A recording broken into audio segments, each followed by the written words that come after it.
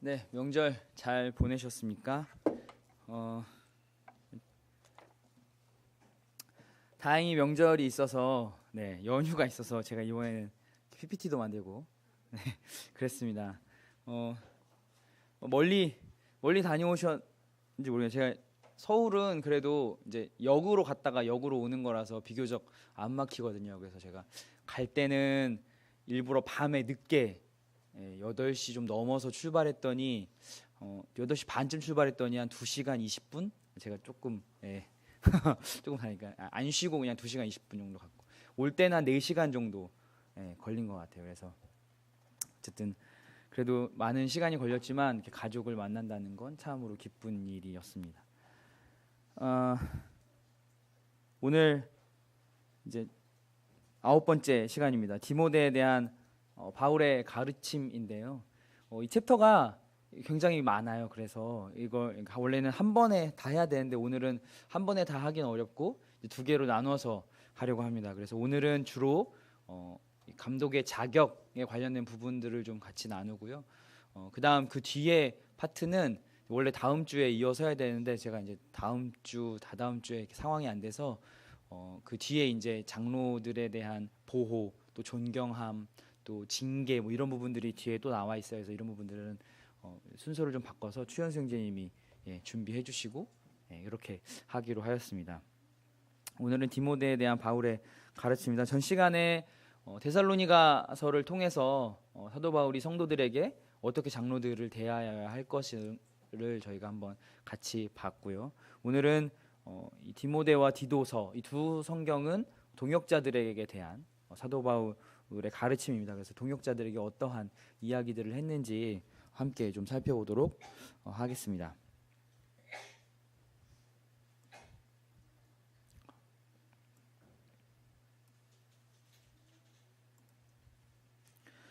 먼저는 디모데전서의 특징입니다. 디모데서의 성경의 특징은 선교나 교회 구조 또 지역교회 삶에 관한 내용들이 담겨져 있는 책입니다. 또 많은 문제들이 있는 교회들에게 교정과 개혁 그리고 징계를 요구하고 있습니다. 그러니까 많은 지역교회 안에서 여러 가지 문제들이 발생했을 때 어떻게 처리해야 하는가라고 하는 걸 에베소 교회를 들어서 이야기해주고 있습니다. 그리고 또 하나 중요한 특징은 장로직에 대해서 직접적이고 체계적이며 세부적인 교훈들을 나타내주고 있습니다.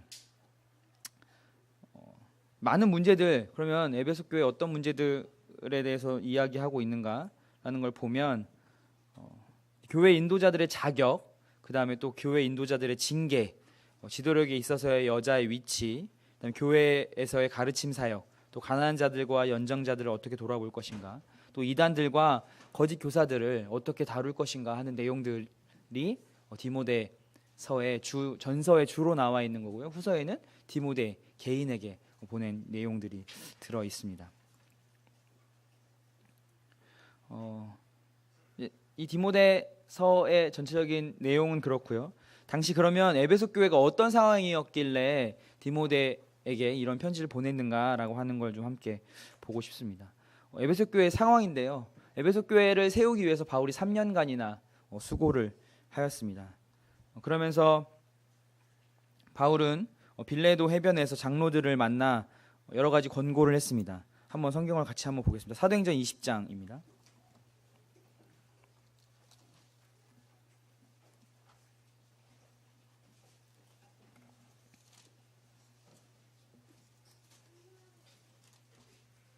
(20장) 27절부터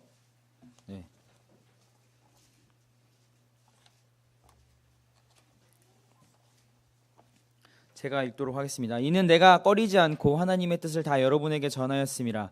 여러분은 자기를 위하여 또는 온 양떼를 위하여 삼가라. 성령이 그들 가운데 여러분을 감독자로 삼고 하나님이 자기 피로 사신 교회를 보살피게 하셨느니라. 내가 떠난 후에 사나운 이리가 여러분에게 들어와서 그 양떼를 아끼지 아니하며 또한 여러분 중에서도 제자들을 끌어 자기를 따르게 하려고 어그러진 말을 하는 사람들이 일어날 줄을 내가 아노라. 그러므로 여러분이 일깨어 내가 3년이나 밤낮 쉬지 않고 눈물로 각 사람을 훈계하던 것을 기억하라. 이 말씀을 보면 밀레도에서 사도 바울이 이 에베소 지역의 장로들을 불러놓고 얘기를 합니다. 이후에 많은 하나님께서 여러분들을 이 교회의 감독자로 삼아서 교회를 돌아본 것을 하나님께서 하셨다. 그리고 이후에 이리 때가 다른 교훈을 교회 안에 할 것이고 또 거기 모여 있는 사람들 또한 여러분들을 따르게 하기 위해서 사람들이 이끌 것이다. 이런 이야기들을 하게 됩니다. 그런데 실제로 이것이 사도 바울이 이 이야기를 하고 6년 후에 실제로 에베소 교회에 벌어집니다. 그러면서 사도 바울이 이제 로마에서 석방된 이후에 어떻게 다녔는지 정확히는 알 수 없으나 디모데를 데리고 이 에베소 교회에 방문했던 것으로 보입니다. 그래서 거짓 교사들이 교회를 어지럽히고 있고 또 그런 상황에서 이 사도 바울이 우리가 디모데전서 1장 19절 20절에서 볼 수 있는 대로 후메네오와 알렉산더를 출교하는 모습을 보게 됩니다. 그리고 그 후에 디모데전서 1장 3절에서 볼 수 있는 것처럼 디모데를 남겨두고 바울이 에베소를 떠납니다. 그리고 나서 그러한 상황에서 이 디모데에게 이런 어려운 상황 가운데 있는 이 에베소 교회의 디모데를 혼자 남겨두고 오는 이 상황에 디모데에게 어떻게 이 교회에서의 역할을 할 것인가라고 하는 것들을 작성한 성경이 바로 이 디모데 전서와 후서입니다. 내용을 좀 보면 한번 같이 보실까요? 디모데전서 1장 1절입니다.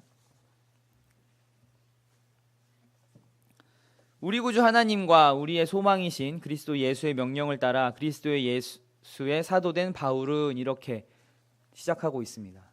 보통 다른 서신서들이 사도 바울이 누구에게 문안하라, 뭐 사랑과 이런 내용들, 정이 가득한 내용들이 담겨져 있는데 바로 이 디모데서만큼은 그런 내용의 문안 인사가 없습니다. 형식적이지만 우리 구주 하나님과 우리의 소망이신 그리스도 예수의 명령을 따라 이렇게 얘기합니다. 하나님께서 사도 바울에게 주신 이 권위를 디모데 또한 에베소 교회에게 분명하게 알게 하기 위함이었습니다. 그래서 에베소 교회가 비록 디모데만 남아 있지만 이 디모데가 갖고 있는 이 권위가 사도 바울을 통해서 왔고 또한 그 사도 바울을 통한 권위는 하나님과 예수 그리스도의 명령에 따라 있는 것이다라고 하는 것을 디모데와 또 에베소 교회 성도들에게 알려주려고자 이렇게 1장 1절 인사 없이 형식적인 인사 없이 이런 내용들이 들어가 있습니다. 우리 잘 알다시피 디모데는 바울에게 동역자였고 친구였습니다. 그래서 그럼에도 불구하고 이렇게 내용을 했던 것은 아까 제가 말씀드린 그런 내용이었습니다. 에베소 교회는 교회를 바로잡기 위해서 징계가 필요한 상황이었습니다. 여러 가지 상황들이 있었죠, 그 안에. 그래서 이런 내용들이 있었습니다. 교회의 생명을 파괴하는 일이 벌어지고 있었고요. 성도들은 서로 사랑하지 않았고 자격 없는 장로들을 세워서 교회를 어지럽히게 하였습니다. 여인들은 부를 과시하고 있었고요. 일부 남자들의 극단적인 생각이 기도 생활을 어렵게 했습니다. 그다음에 가족들이 자신의 가족 친지인 과부들을 돌보지 않아서 교회가 그 과부들을 전적으로 책임져야 하는 상황들을 만들었고요. 가장 중요한 것은 이렇게 교회가 어지럽혀짐으로 인해서 그 에베소 지역 내에서 예수 그리스도의 복음과 간증이 가리워지고 있었고 영적으로 어려운 상황에 처해 있었습니다.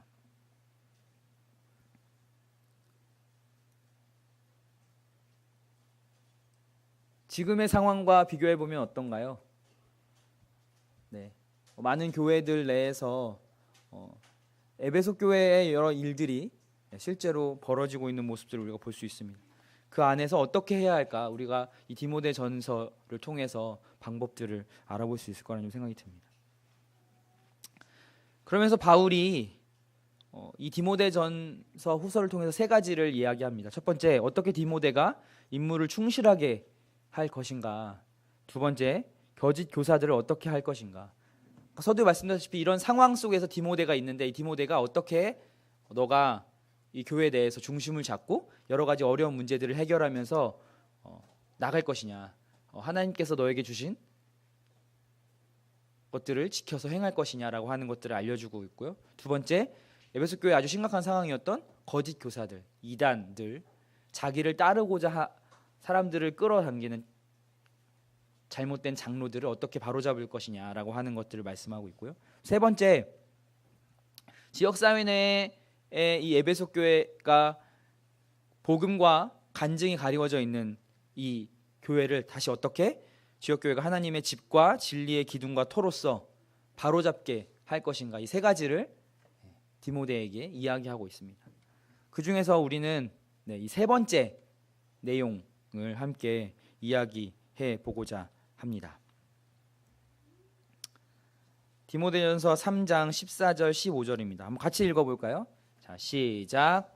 내가 속히 내게 가기를 바라나 이것을 내게 쓰는 것은 만일 내가 지체하면 너로 하여금 하나님의 집에서 어떻게 행하여야 할지 알게 하려 함이니 이 집은 살아계신 교회요 예, 터니라. 네.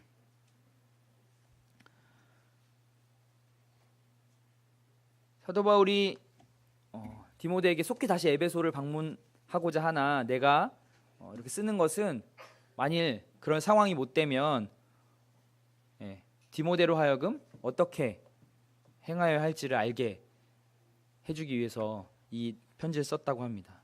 여기서 13절에 얘기하는 이것은 오늘 우리가 함께 볼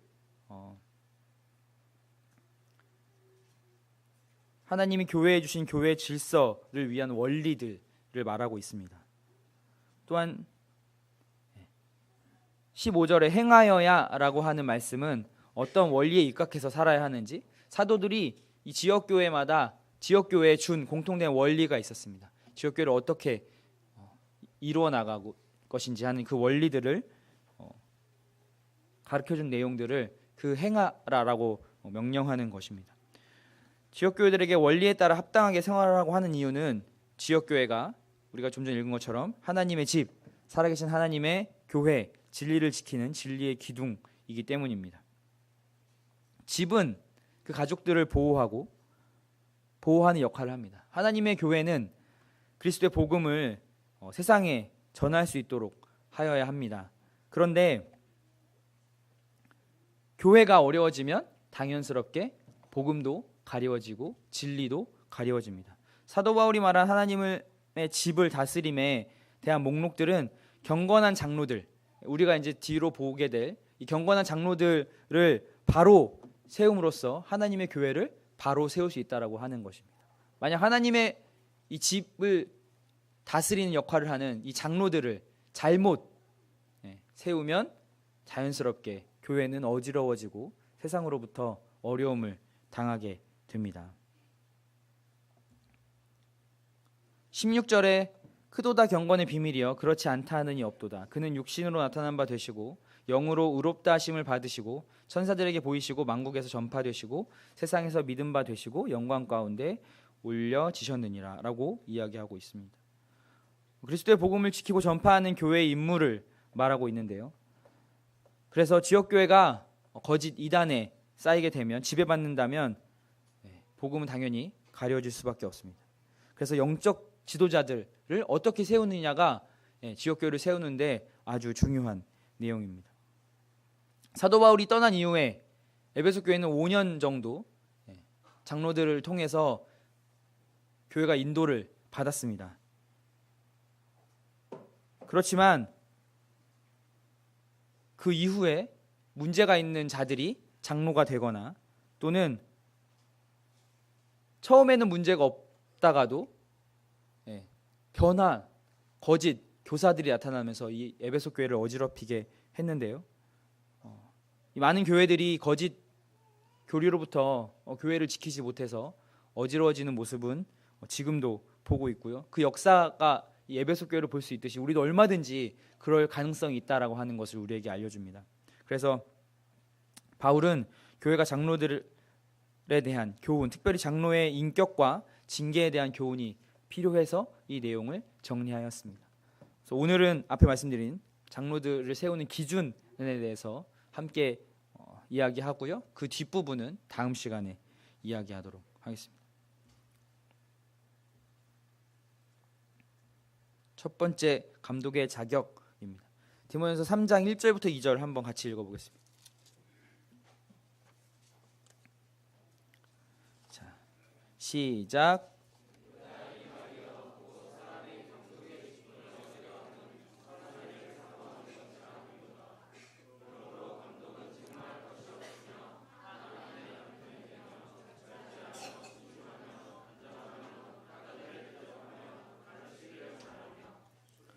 네, 2절까지입니다. 일단 3장 1절 미쁘다 이 말이여 곧 사람이 감독의 직분을 얻으려 함은 선한 일을 사모하는 것이라 함이로다. 미쁘다라고 하는 말은 우리가 많이 들어본 말이죠. 이 말은 신실하다라고 하는 뜻입니다. 그래서 이 말을 하는 것이 정말 좋다, 여러 사람에게 도움이 된다, 유익하다, 이런 표현이고요. 디모데전서에서 사도 바울이 총 4번을 기록하였습니다. 긍정적인 의미로서 쓰여진 말이거든요. 그래서 이 미쁘다 이 말이요, 그 사람이 감독의 직분을 얻으려 함은 어떤 일이라고요? 선한 일이다라고 하는 것입니다. 감독의 직분을 얻으려고 하는 것이 선한 일이다. 그래서 믿는 그리스도인 형제들은 이 일을 사모해야 한다라고 동기를 부여하고 있습니다. 예수 그리스도의 핏값을 주고 사신 이 교회를 돌아보는 일, 얼마나 가치가 있고 고귀한 일입니까? 그 일이 선한 일이고 그 일을 사모하는 것이 좋다라고 이야기하고 있습니다. 우리가 지난 시간에 배운 대로 감독의 직분을 이렇게 얘기하는 것은 감독과 장로는 어떻게 쓰인다 그랬죠? 서로 번갈아 가면서 상황에 맞게 쓰인다고 하였습니다. 그래서 여기서 감독의 직분을 얻으려 하면라고 하는 것은 반대로 다시 얘기하면 장로의 직분을 얻으려 하면과 같은 뜻을 이야기합니다. 그래서 하나님께서 이 일을 선한 일이다라고 말씀하셨기 때문에 그 선한 일을 맡은 사람은 어떤 사람이어야 됩니까? 선한 사람이어야 합니다. 악한 사람이 이 일을 맡을 수 없죠.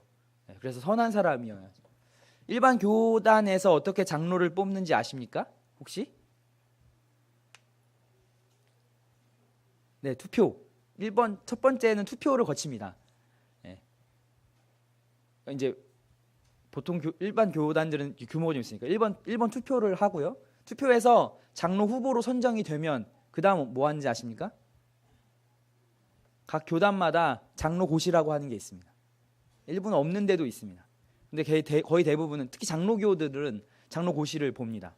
장로고시에는 뭐 교회 역사, 또 뭐 말씀 전하는 방법, 그다음에 교리문답, 뭐 여러 가지 과목들이 있습니다. 얼마 전에 제 아는 지인이 저보다 나이가 한 5살 정도 많은데 그 장로고시를 준비하기 위해서 이제 책을 한 권 가져왔더라고요. 그러면서 이제 이거 어려운 걸 공부하고 있다고 저한테 그렇게 얘기를 했는데, 그래서 그 장로고시를 과정이 선거를 해서 후보가 되면 장로고시를 보기 위해서는 6개월 정도 교육 과정을 거칩니다. 장로고시를 통과하면 세워지게 됩니다. 이게 또한 교회가 장로 세우고 싶다고 그냥 세울 수 없어요. 각 교회마다 인원이 있지 않습니까? 그 인원에 대한 장로의 수는 그 교회 위에 있는 노회가 지정해 줍니다. 그 교회는 장로 몇 명 세울 수 있다, 이렇게. 그래서 그 수를 늘리려면 노회의 허락을 받아야 돼요. 이게 이제 교회 헌법이라고 하는 것에 나와 있는 내용들이. 일반 교회들은 그렇게 해서 해요. 여러 가지 아주 디테일한 기준들이 나와 있어요. 다른 교회 다니다가 지역을 옮겼어요. 그럼 그 교회에서 장로 하다가 이쪽 교회로 왔어요. 그러면 여기 교회에서도 장로 그냥 시켜주냐? 그렇지 않아요. 그 과정들을 거쳐요. 그래서 이런 것들이 굉장히 문제가 되고 있습니다. 사실 여담입니다만, 제 친구 아버님이 장로를 하기 위해서 헌금을 5천만 원을 했다고 저한테 와서 막 궁시렁궁시렁 거렸어요. 근데 저는 그래서 설마 그랬는데 실제로 그런 일들도 비일비재하게 벌어지고 있습니다. 얼마나 이 성경을 그릇되게 해석하고 있는지 오늘 우리가 한번 살펴보면서 잘 보아야 할 것 같습니다. 에베소 교회에 나왔던 거짓 교사들이 만들어질 수 있는 그런 모습들이 일반 교회에서는 보이고 있어요. 그런 것들 우리가 경계해야 합니다. 첫 번째입니다. 책망할 것이 없으며 이렇게 이야기하고 있습니다. 이 책망할 것이 없다라고 하는 것은 사람에게 공경받을 만한 인격, 품행이 없어야 한다는 것을 이야기합니다. 장로는 도덕적으로 깨끗하고 또 영적으로도 좋은 평판을 가지고 있어야 합니다. 하나님의 모든 백성이 거룩한 삶과 부끄러움이 없는 삶을 위해 부름을 받았고 그리스도인들은 세상이 지켜보고 있습니다. 그렇기 때문에 책망받을 것이 없는 삶을 사는 것은 교회의 인도자로서 그리스도인으로서 당연하지만 특히나 교회의 인도자로서는 더더욱이나 당연한 일입니다. 우린 성경에서 욥을 볼 수 있습니다. 우스 땅에 욥이라 이름하는 사람이 있었는데 그 사람은 순전하고 정직하여 하나님을 경외하며 악에서 떠난 자더라. 책망할 것이 없는 대표적인 성경의 인물입니다. 욥. 이것이 첫 번째 기준입니다. 두 번째, 한 아내의 남편이라고 이야기합니다.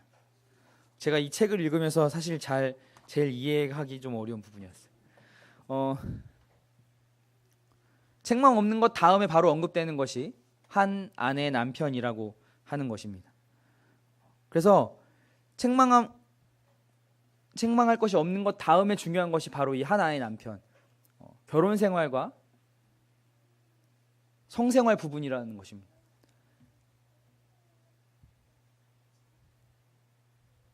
남자들이 가장 어려워하는 부분이죠. 그래서 아마 이 사도 바울은 두 번째로 이것을 언급하고 있는 것 같습니다. 그러면 한 아내의 남편이라고 하는 것에 있어서 여러 해석들이 존재합니다. 책에서 네 가지를 이야기하고 있는데 저는 오늘 세 가지만 이야기하고 여기에 적어놨는데요. 첫 번째는 그러면 장로는 이런 해석을 합니다. 장로는 꼭 결혼한 사람이어야 한다. 한 아내의 남편이라고 했으니까. 두 번째, 장로는 오직 한 번만 결혼한 사람이어야 한다. 이렇게 해석하기도 합니다. 세 번째, 장로들은 결혼 생활이나 성생활에 있어서 책망받을 것이 없어야 한다. 이렇게 해석하기도 합니다. 성도님들 보시기에는 어떤 해석이 가장 적절한 해석인 것 같으신가요? 첫 번째, 꼭 결혼한 사람만 되느냐라고 하는 것은 바울이 고린도서 7장에서 이야기하는 주님을 섬기기 위해서 독신에 처하는 것이 좋다라고 이야기하는 것과 바로 위배됩니다. 그래서 사실은 좋은 해석은 아닙니다. 이러한 유사한 논리를 사용해서 이제 4절에 뒤에 나오겠지만 모든 자녀들로 모든 단정함으로 복종케 해야 한다라는 걸 이거와 연결시키면 그럼 반드시 자녀가 있어야 하냐? 이렇게 이야기가 됩니다. 그래서 이 첫 번째 해석은 좋지 못한 해석입니다. 두 번째, 그럼 장로는 오직 한 번만 결혼한 사람이어야 하냐? 어떠세요? 배우자가 사망했어요. 근데 다시 재혼했어요. 그러면 장로 할 수 없나요? 네. 또는 구원받기 전에 이혼했어요. 네. 근데 구원 받았어요. 다시 재혼했어요. 그럼 장로 될 수 없나요? 어렵죠. 네. 근데 성경은 여기에 대해서 우리에게 명확하게 이야기하고 있지 않아요. 네. 그리고 신약 성경 어디에도 재혼에 대해서 배우자가 죽었을 때 재혼에 대해서 하지 말라라고 한 부분은 찾을 수 없습니다. 그렇기 때문에 이렇게 해석하면 오직 한 번만 결혼한 자를 해석한다라고 하면 사실은 교회에 많은 어려움을 줄 수 있습니다.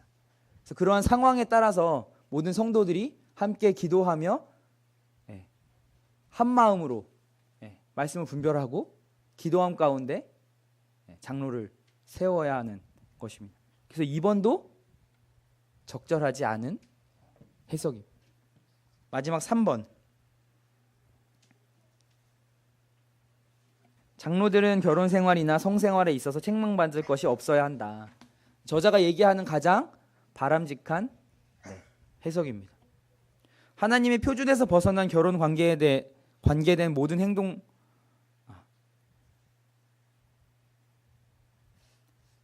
행동들에서 하나님 표준에서 벗어난 결혼 생활이나 성생활이 아니라 하나님 표준이라고 하는 건 말씀이겠죠. 하나님의 말씀에 합당한 결혼 생활과 부부 관계에 책망받을 것이 없는 사람이 장로로서 적합하다라고 하는 것입니다. 그 다음 기준은 바로 절제하며입니다. 여기서 절제는 정신적인 절제를 말합니다. 자기를 적절하게 통제하고 또 적절하게 판단을 내리고 지나침과 성급함의 행동으로부터 자유로운 것을 말합니다. 자기 자신을 절제할 수 없다고 하면 어떻게 성도들을 돌아보고 여러 상황들을 분별 있게 판단하겠습니까? 자신을 절제할 수 있어야 합니다. 네 번째, 신중하며, 지금 번역된 성경은 단정하며 이렇게 되어 있죠. 옛은 존경할 만하며 이렇게 되어 있습니다. 절제와 유사한 신중함은 우리의 건전한 마음과 분별, 또 감각, 어려움과 많은 의견들 가운데서 목적을 분명히 보고 나갈 수 있는 능력을 말합니다.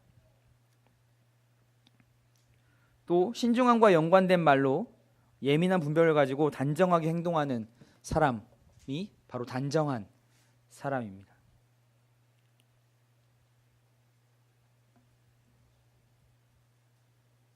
다섯 번째, 나그네를 대접하며 이렇게 나와 있습니다. 인도자들에게 손님을 잘 대접하는 것은 그리스도인의 사랑과 가정을 보여줄 수 있는 아주 중요한 방법 중에 하나입니다. 사실은 인도자가 아니어도 그리스도인들이라고 한다면 누구나 가져야 되는 것이죠. 욥, 바울, 베드로 등도 말했고 접대하기를 힘쓰라라고 하는 성경의 명령은 그리스도의 사랑을 보여줄 수 있는 대부분의 말씀에서 우리가 찾아볼 수 있습니다.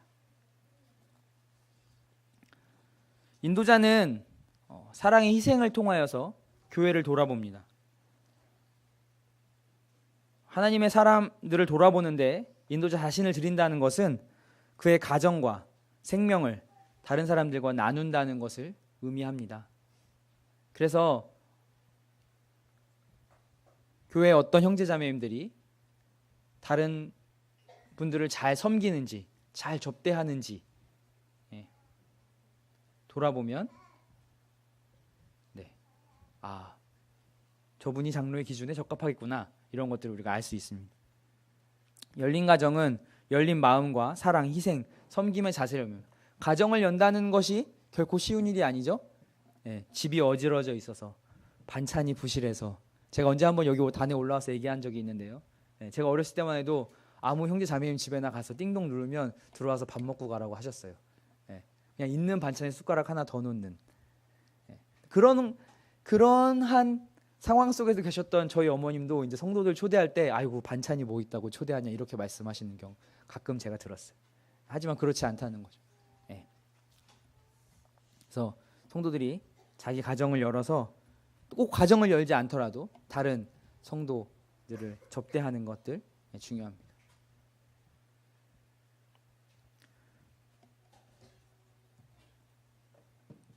또 다른 기준은 가르치기를 잘하며입니다. 교회 인도자들은 하나님 말씀을 통하여 그들을 성도들을 보호하고 인도할 수 있어야 합니다. 목회에 있어서 가장 중요한 부분이 하나님의 말씀으로 양들을 돌아보는 사역입니다. 근데 이 가르치는 것이라고 하는 것은 세 가지의 기준이 있는데요. 바로 성경에 대한 지식, 그 다음 가르치기 위한 준비성, 세 번째 내용에 대한 적절한 의사 전달 능력을 가져야 합니다.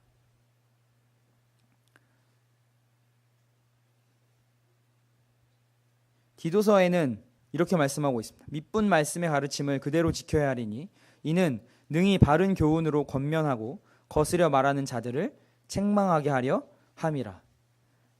장로들은 그 성경을 열어서 다른 사람들을 권면하고 격려할 수 있어야 합니다. 그렇기 때문에 가르치기를 잘 해야 합니다. 사실 뒤에 가르치는 게 잘하는 것이 과연 뭐냐라고 하는 것에 있어서 더 내용이 나옵니다. 다음 시간에 최현성 선생님이 준비해 주실 텐데요. 네. 모든 장로들은 다 가르치기를 잘 해야 합니다. 하지만 은사에 특히 잘 가르치는 장로들이 있을 수 있습니다. 어떤 부분이 그런 부분인지 더 디테일한 기준이 있는데요. 그건 뒤에 말씀드리겠습니다. 거짓 교리들을 분별하고 물리칠 수 있어야 합니다. 그러기 위해서 당연히 성경에 대한 지식을 잘 알아야 합니다.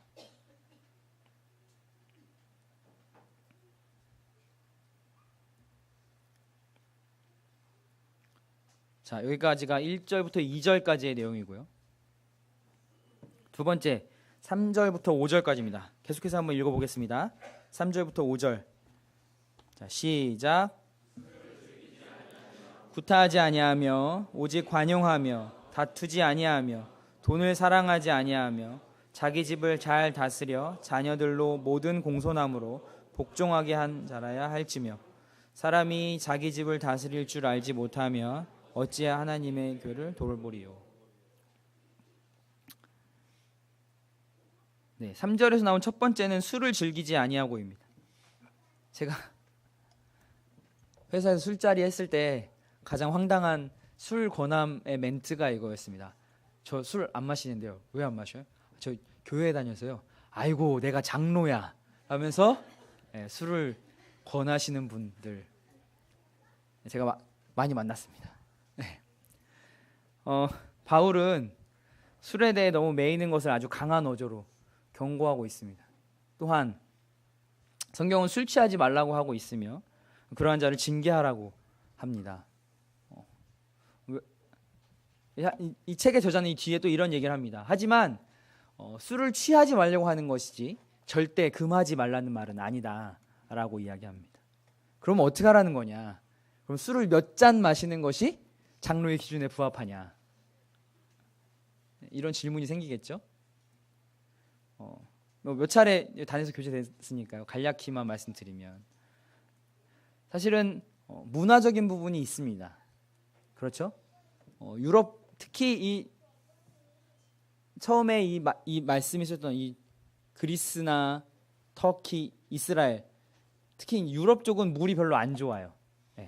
그 안에가 석회 함지대가 많거든요. 물에 석회가 많이 포함되어 있어서 물이 잘 안 좋습니다.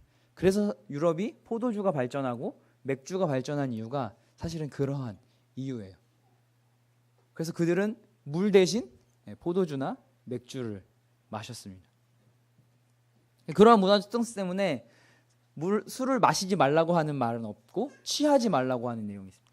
그런데 우리나라는 어떻습니까? 우리나라의 이 주도는 부어라 마셔라, 노세 노세, 젊어서 노세, 이런 문화적인 특성이 있습니다. 그렇기 때문에 선교사들이 초기에 우리나라 들어왔을 때 술에 대한 문화를 보고 선교사들이 이 말씀을 그래서 가르칠 때 술을 먹지 말 것을 초기에 그렇게 가르쳤습니다. 그래서 그것이 자연스럽게 문화가 되어져 내려왔습니다. 근데 요즘에는 이제 많은 사람들이 이렇게 얘기해. 어디 성경에 술 마시지 말라고 한 적 있냐?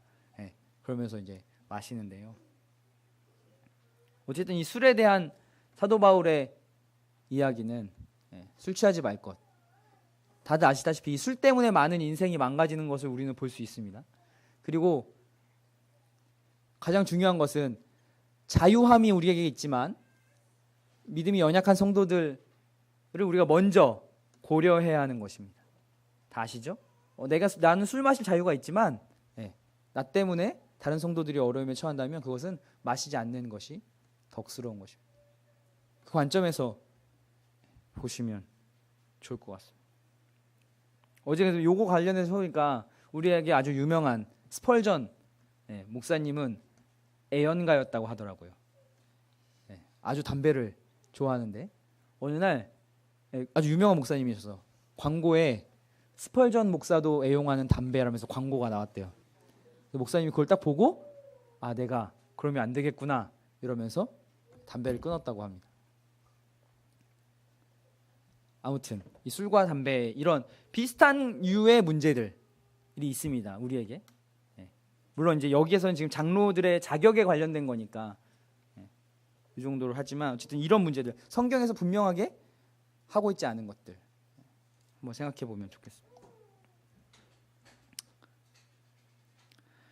구타하지 아니하며, 이 구타하지 아니하며라고 하는 말은 헬라어 동사 때리다에서 비롯된 말입니다. 특별히 육체적인 이렇게 때리는 것을 이야기합니다. 그런 경향이 있는 사람들은 장로의 기준에서 배제되겠죠. 극히 예민한 문제 또는 성도들 간의 교류적인 분쟁을 다뤄야 하는 그런 상황에서 인도자들이 구타하는 성향이 있다고 하면 상황을 좋게 만들기보다는 도리어 악화시킬 여지가 있기 때문입니다. 그래서 구타하지 아니하며 고요. 관용하며 다투지 아니하며. 관용이란 표현은 다른 말로 하면 온유하다라는 표현도 됩니다. 그래서 이 관대함은 하나님께로부터 오는 것입니다. 또 예수님께서 이 땅에 계실 때 예수님의 모습이셨습니다. 우리가 앞에 얘기한 대로 온유한 사람은 구타하는 사람과 아주 반대편에 서 있는 사람입니다. 다른 성도들이 자기에 대해서 이야기하고 또 죄악된 세상에서 수많은 잘못과 오류, 의견 대립, 상처 이런 것들, 이런 상황 안에서 관용, 온유한 마음으로 그런 상황들을 정리해 나갈 수 있어야 합니다. 또 다투지 아니하며, 하나님께서는 그의 백성이 서로 싸우며 분리하는 것을 아주 싫어하십니다.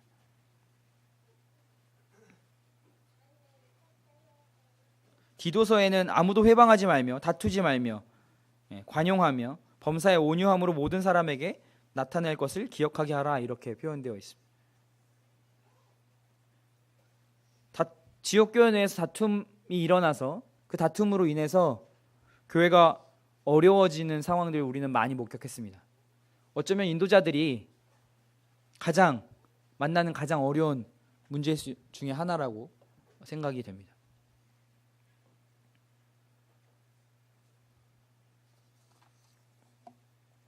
마땅히 주의 종은 다투지 아니하고 모든 사람을 대하여 온유하며 가르치기를 잘하며 거역하는 자를 온유함으로 징계할지니라고 디모데후서 2장에는 이야기하고 있습니다. 그래서 온유하며 다투지 아니하는 성품을 가져야 합니다. 돈을 사랑하지 아니하며 되어 있습니다. 장로는 돈을 사랑하거나 탐욕적인 사람이어서는 안 됩니다. 돈은 사람을 판단을 흐리게 만듭니다.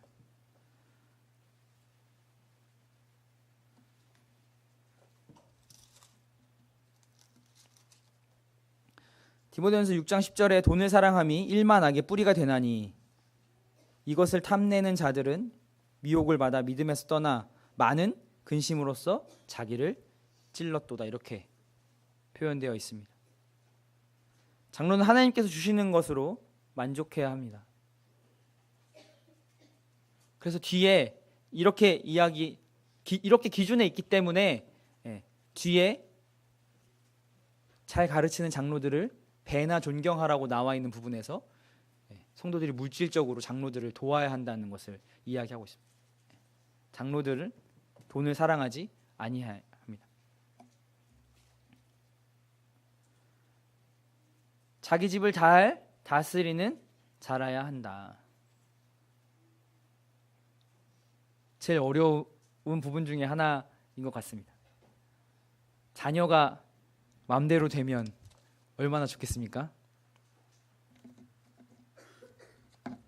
요즘 뭐 지난번에 말씀드렸죠. 저희 아버님도 장로의 직분을 사모한다. 그러니까 너가 말을 잘 들어야 된다, 이렇게 저한테 말씀하셨다고 했는데,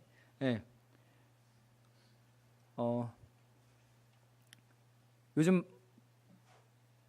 여기저기서 들리는 말들에 의하면 자녀들의 문제로 여러 장로 형제님들이 어려워지는 상황들을 듣고 있습니다.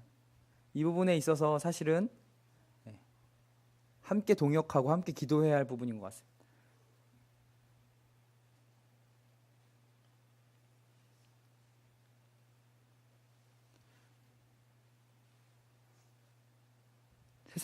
세상에 이런 얘기가 있죠. 자녀를 보면 그 부모를 알 수 있다고. 그리스도인들의 아버지들은 그 자녀들을 경애와 존경 그리고 고귀한 방법으로 양육해야 한다. 굉장히 어렵습니다.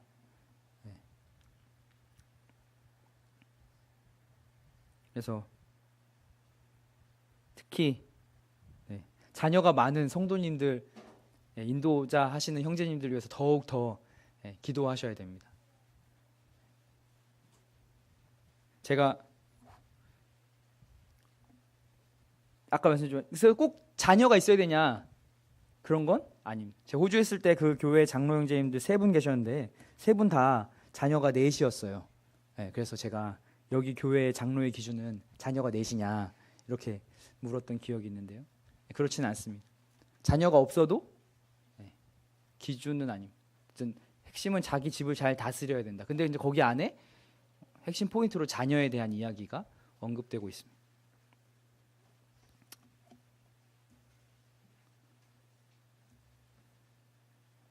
6절부터 7절 다 같이 한번 읽어보도록 하겠습니다. 3장 6절부터 7절. 자, 시작.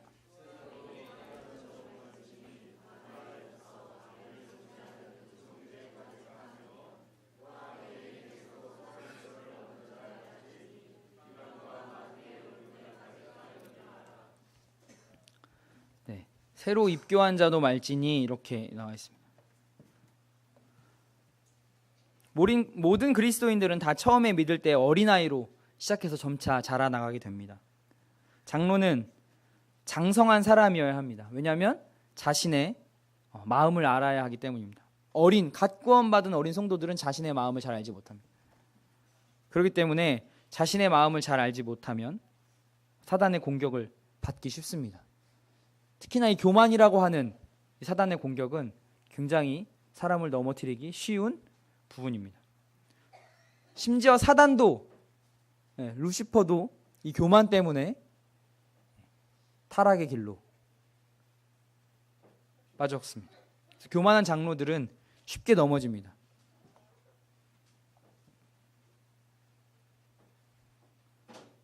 아마도 에베소 교회에 이런 교만한 인도자들이 있었던 것 같습니다. 그러니 사도 바울이 이런 이야기를 했겠지요. 그래서 새로 들어온, 그래서 얼마 전에 이야기를 들어보면 서성형제님 얘기를 들었는데 다른 이제 교단의 모임에 했더니 여기는 장로 세우는데 얼마나 걸립니까?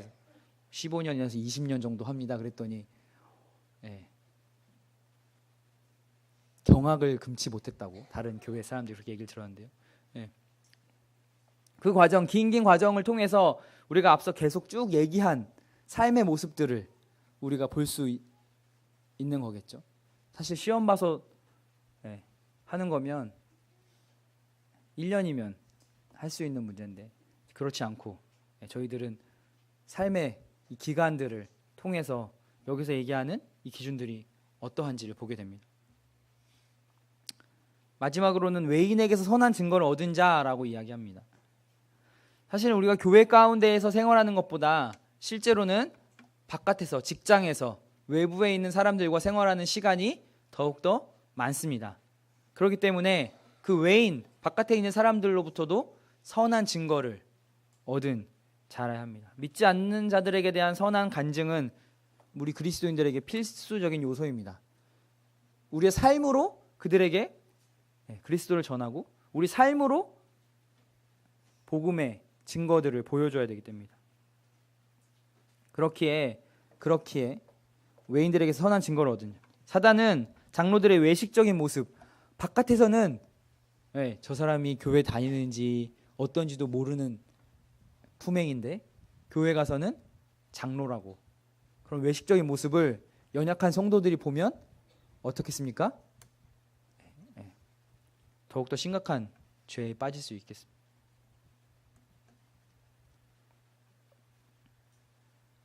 그래서 되게 어려운 게 같은 성도들끼리 같이 일하는 부분이죠.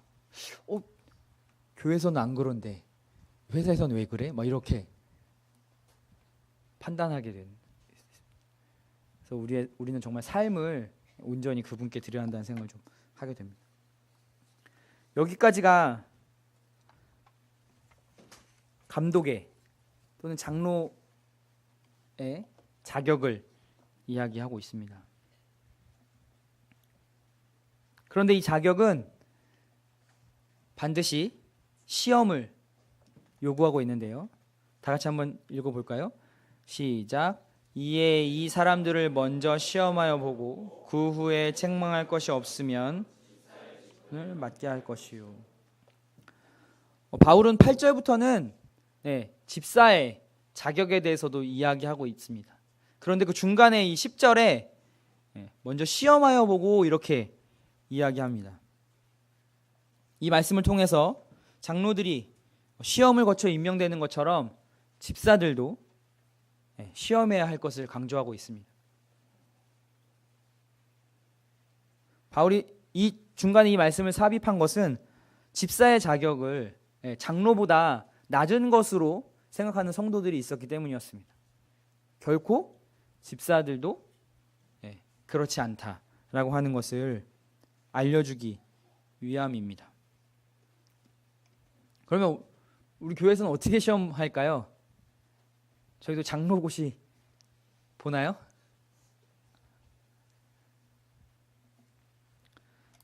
이 책에서는 이렇게 얘기합니다. 시험은 장로나 집사 후보자들의 특성을 공적으로 점검하고 평가하며 세밀히 조사하는 것을 말한다. 이렇게 얘기합니다.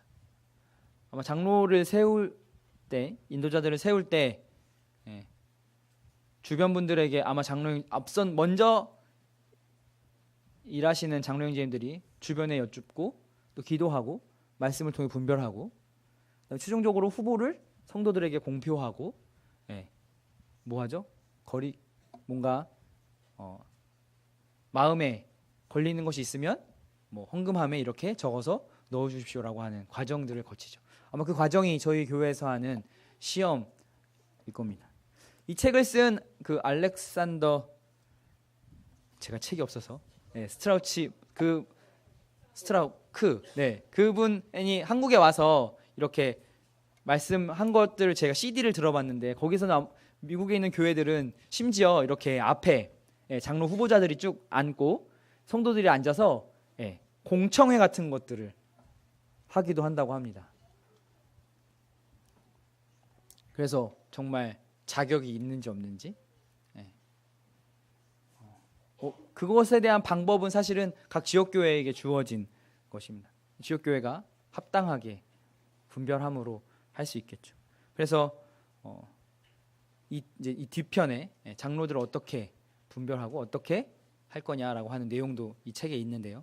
어쨌든 중요한 것은 시험하여야 하고 집사나 장로나 차이가 있는 것이 아니라 동일한 자격을 요한다라고 하는 것을 우리에게 알려주고 있습니다. 오늘은 감독의 장로의 자격에 대해서 알아보았습니다. 이것을 공부하면서 느낀 것은 모든 여기서 지금 앞에서 하시는 분들이 공이 그렇겠지만 나는 자격이 안 되는구나.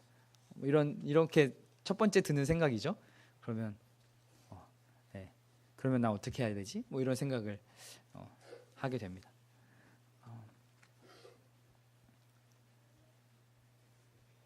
하지만 우리 스스로 만들어내는 것이 아니라 하나님께서 우리를 그렇게 빚으시고 또 다듬어 주시고 그렇게 하실 거라 믿습니다.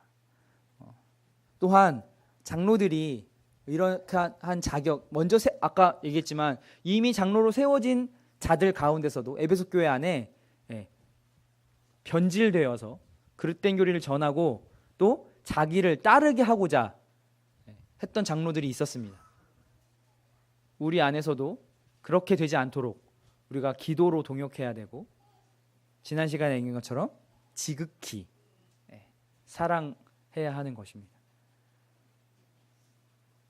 가르치는 말씀을 가르치는데 특별한 장로 형제님들이 가르치는 것을 준비하기 위해서 전심전력하면 벌이가 없잖아요. 근데 성도들이 그것을 공급하지 않으면 어떡하죠? 어쩔 수 없이 돈에 대해서 고민하게 되고 염려하게 될 수밖에 없습니다. 그렇게 하지 않게 하기는 것이 성도들이 가져야 될 임무인 것 같습니다. 그래서 장로 형제님들을 위해서, 앞서서 인도하시는 분들을 위해서 우리가 기도하고 이 자격을 계속 유지할 수 있도록 성도들이 같이 기도하고 동역해야 하지 않나라는 생각을 해보게 됩니다. 네, 여기까지 하겠습니다.